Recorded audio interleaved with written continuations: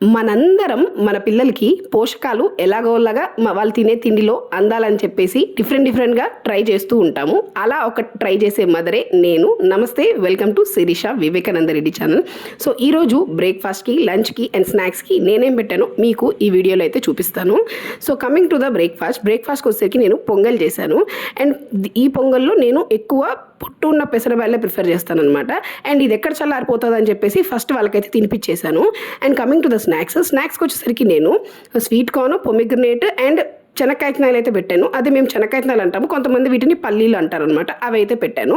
And coming to the లంచ్కి వచ్చేసరికి నేను ఎర్ర కందిపప్పు అండ్ కొంచెం నార్మల్ కందిపప్పు వేసి టమాటా మెంతి పప్పు అయితే చేశాను.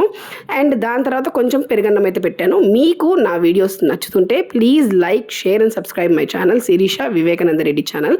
సో ఇలా నేను మొత్తం ఆ రోజులో వాళ్ళకి పోషకాలు ఎలాగోలాగా అందేలాగా ట్రై చేస్తూ ఉంటాను.